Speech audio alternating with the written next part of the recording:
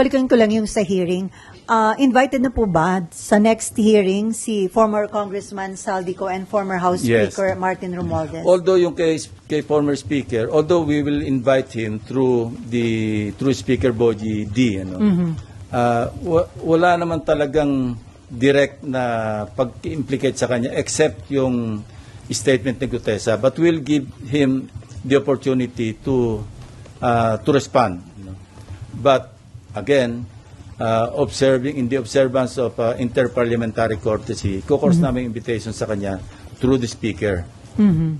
Yung kay Congressman, ex-Congressman Saldico will send the invitation doon sa kanyang established na residence.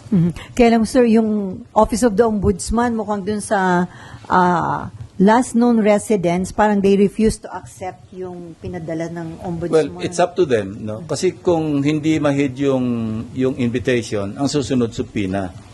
At kung hindi pa rin siya sisipot based on the subpoena, then somebody may move for the issuance of a contempt citation and eventually a warrant of arrest.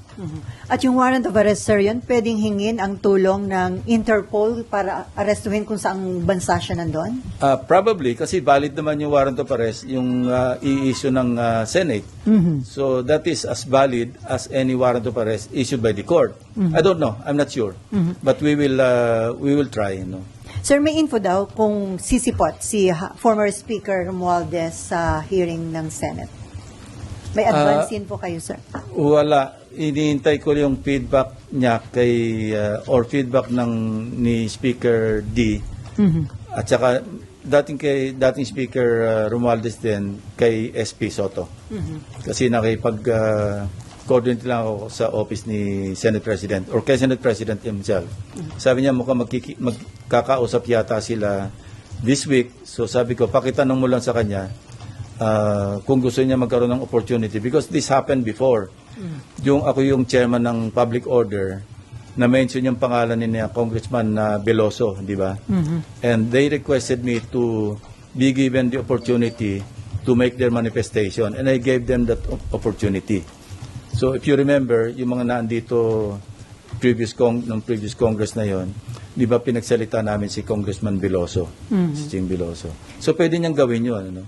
At kung gusto niya sagutin, yung mga allegation, in fact, we're thinking of sending subpoena do Tecum do sa contractor na naggagawa ng renovation noong bahay sa 42 McKinley Road, ano?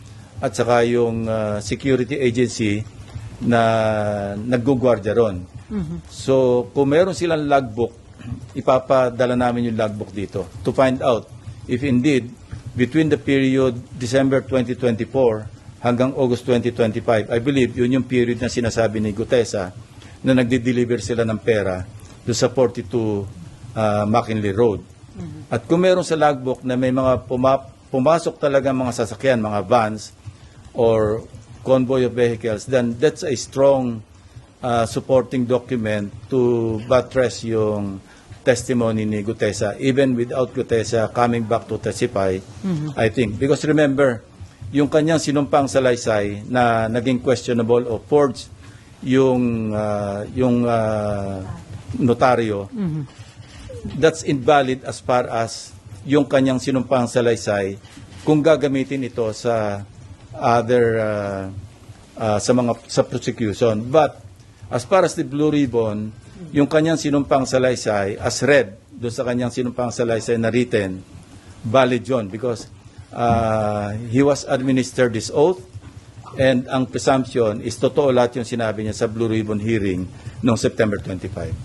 So sir, hindi applicable kay former Speaker Romualdez yung pwedeng gawin kay Saldico na kapag hindi humarap, i-issue ng subpoena, kapag hindi pa rin humarap, ay siya, congressman siya. So hanggang invitation lang ang pwedeng gawin yes, ng Senate. Through the Speaker. Sabi ko nga, interparliamentary courtesy. And by the way, I'd like to clarify, yung interparliamentary courtesy, ito'y binibigay do sa institution, hindi sa tao. Kaya nga interparliamentary courtesy kasi courtesy ng Senado sa lower house and vice versa. Anyway, okay. Amor? Marlon? RG? Okay, si Camille. Unahin natin, Amor. Opo. Sir, balikan ko lang po kay Guteza. Are you bothered by his disappearance? And ano po yung current efforts right now to locate him? Well, obviously, sincere yung efforts to locate him. Kasi he has to clarify Yung kung meron siyang maidadagdag, idagdag niya. So, importante yung kanyang presence kung meron siya maidadagdag pa sa kanyang nauna ng pinahayag. At saka concerned din kasi hindi na natin alam kung ano nangyari sa kanya. May mga claim na nasa marine compound, hindi naman pala. May mga... At saka parang gusto ko rin malaman sa kanya, sino ba talaga yung naggawa ng affidavit mo? Kasi nakita ko yung interview ni dating Congressman Mike Defensor, katulong sila Sinasabi niya na they helped Gutesa draft his affidavit. So, kailangan maklarify din yun. Hindi ba ang sariling gawa ni Gutesa yung affidavit? Kung hindi niya sarili, sino yung mga tumulong sa kanya na maggawa ng affidavit? Ano po yung basa or tingin nyo, analysis nyo dun sa situation? Is he hiding or meron po bang nagtatago sa kanya? Hindi ko alam. Yung guess mo is as good as mine, Kasi wala nga nakakalam, tahimik na tahimik.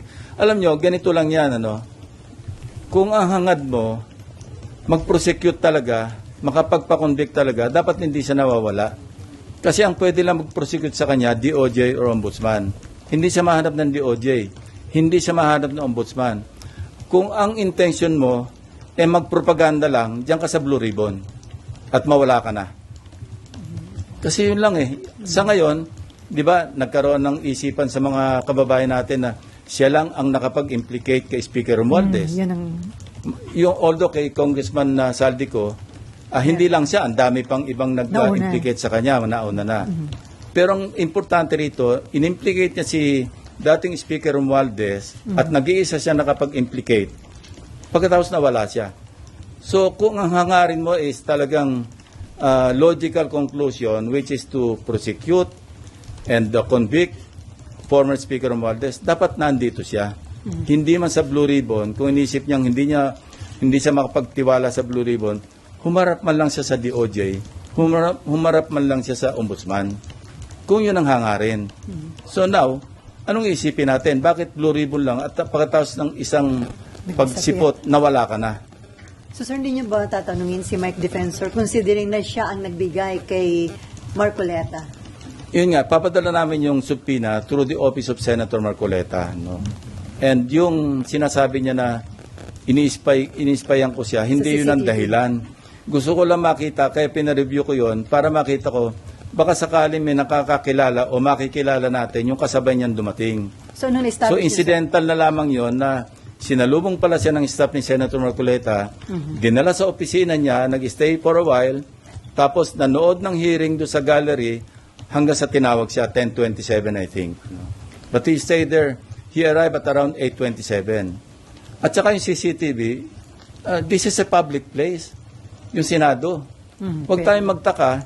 Alam na natin na merong CCTV dyan. Kayo mismo, namomonitor nyo kami pag dumarating na kami, di ba? Kaya minsan nakaabang na kayo sa second floor. So this is an open area. And, meron tayong jurisprudence tungkol sa CCTV footages. Yun yung Ople versus Torres. Ang tawag doon, ang doctrine doon, yung reasonable expectation of privacy. Meaning, pag nasa public place ka, i-expect mo naman na yung privacy mo, mako-compromise, May reasonable expectation privacy. Kung nasa private place ka, now, I heard Senator Marcoleta na kung ako raw ba nagbi-Big Brother o okay lang ba raw na tiktikan niya rin opisina ko, well, bibigyan ko siya ng logbook kung gusto niya everyday, kung sino yung pupunta sa office ko. At walang contractor na pupunta doon. Wala maski sino pupunta except mga official business. Public place to Wag tayong maging onion skin na lalabas yung mga bisita natin o kung sino yung mga pinatawag natin. Dahil CCTV yan